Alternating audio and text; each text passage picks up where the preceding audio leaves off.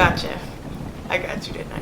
Yeah, I know I got you. Hey guys, Victoria here, and welcome to the Geeky Sandbox. Today we're going to go ahead and do a reaction video to something that I've really been getting into lately. I love really short, quick horror stories, whether I'm reading them or seeing some kind of quick anthology on TV or YouTube. And I've recently been introduced to Llama Arts. I know I'm probably extremely late to the whole Llama Arts scene, but I'm going to go ahead and leave the link to their channel and the link to this video in the description.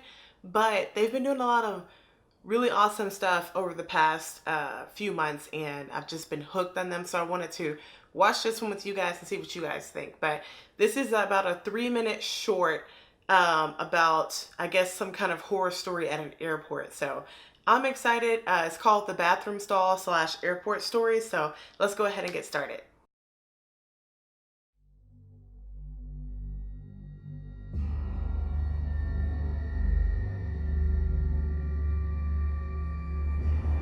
So this happened a few months ago. I'm 26. I was at JFK Airport in New York with 5 friends. All of us were about to fly down to Florida to spend the week in a beach house. We had a few more minutes to kill in the airport before we would board our flight, and I really had to go to the bathroom all of a sudden. I was baffled to see a line out the door for the bathroom. I noticed a janitor walking by, so I asked her if there was another bathroom nearby that wouldn't be so crowded.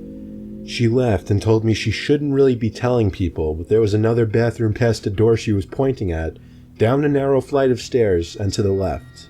Already sounds bad. I thanked her because she was extremely nice and followed the direction she gave me. Sure enough, behind that door that no one would think to open was a small stairway that led down to a really poorly lit, skinny hallway. It was so narrow that if 2 people were to pass by each other, one person would have to stand against the wall to make room. I found the bathroom right away. The door was extremely heavy and hard to push. Also, the lights were on inside of the bathroom, and it was filthy in there. It was evident that nobody ever really came in there to clean. Now, this is a little embarrassing to mention, but when I go to the bathroom in public places, I always try to make sure nobody else is around to possibly hear me going. So after checking the stall to see that it was unoccupied, I went back into the hallway for a second to take a look down both directions. To the left, there was somebody standing at the end of the hall, in a dark, unlit section of the hallway. Oh my god. It was a disturbing sight to say the least. All I could do was awkwardly pull my head back into the bathroom and try to pretend we didn't see each other. I went into the stall and just stood there biting my fingers for a minute, dreading the thought of that door opening. And of course, it did. I saw the man's black shoes under the stall door as he walked to the stall next to mine. He shut the door, and then there was silence. No sound of the man unzipping his fly or sitting down, nothing. I realized I didn't really have to go anymore, and went to unlock the stall door. That's when I looked up and saw the man's head peering over the stall, looking at me. Ew. I nearly had a heart attack as my screams bounced off the walls of the tiny bathroom. I ran back up those damn steps and out that door, and then casually walked back over to my friends. I was breathing heavily, but nobody seemed to notice. I didn't tell anyone just because it was embarrassing, and I didn't want my friends to make fun of me in any way. I know, I guess that seems stupid now. Yeah. We went on to have our Florida vacation and all had a good time. Of course, the thought of that creepy man haunted me every night that week.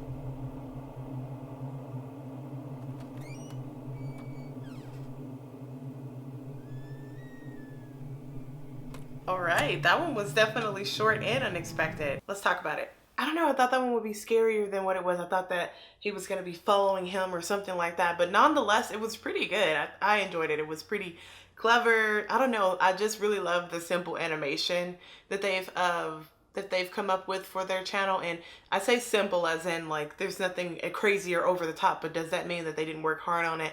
Absolutely not. You could tell they definitely put a lot of thought and effort into creating these animated characters and these animated shorts. Oh god. Does anyone out there have a fear of like using public restrooms? I know someone who does. They just cannot stand it. Absolutely. I don't have a problem if I'm out somewhere and there's a public restroom, I'll go. And I don't know. I feel like I used to maybe be like him where I'm like, oh, I don't want anyone to hear me using the restroom or doing number two or something. But I mean, if I gotta go, I gotta go. So I don't know about you guys, but I don't really have that fear. But I would definitely have lost my mind if I just looked up and I just saw someone peering over the bathroom stall at me. While I have you guys here, let's go ahead and react to another one. It's called a bus stop horror. I was going to save it for another video, but I don't know, I'm kind of in the spooky mood. So without further ado, let's go ahead and watch it.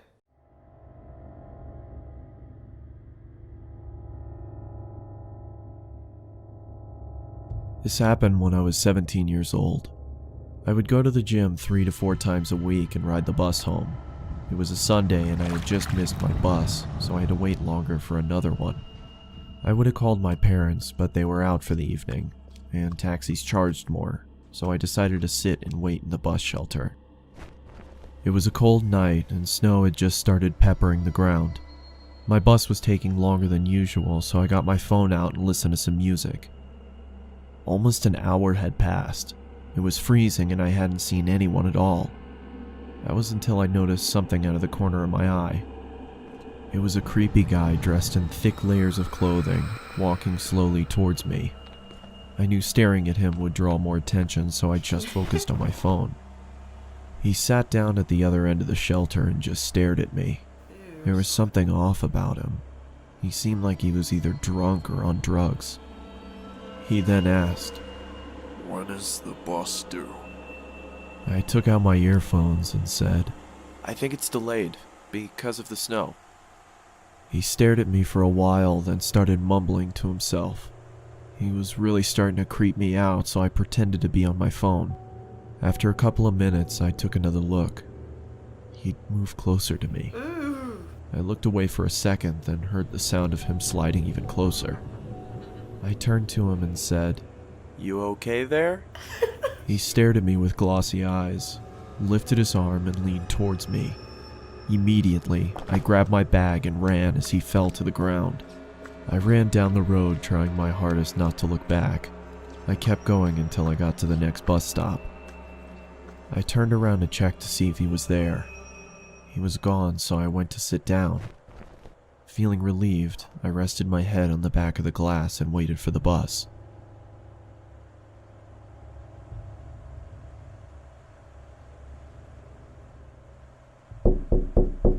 I jolted and turned around to see the same guy staring at me through the glass. What the hell is wrong with you? Then he started walking around the shelter towards me. I'm warning you, stay back. I yelled in panic as I was backing up. I wanted to run, but I left my bag in the shelter and I couldn't leave without it. Suddenly, the man leaped at me and I quickly moved out of the way. He fell to the ground face first. I froze in shock, then noticed the blood coming from his face. I tried to get a response out of him, but nothing worked. I called the police and paramedics and they arrived shortly after. I told them what had happened and they told me that the guy was on prescription drugs. They found a photo in his wallet of him and his son.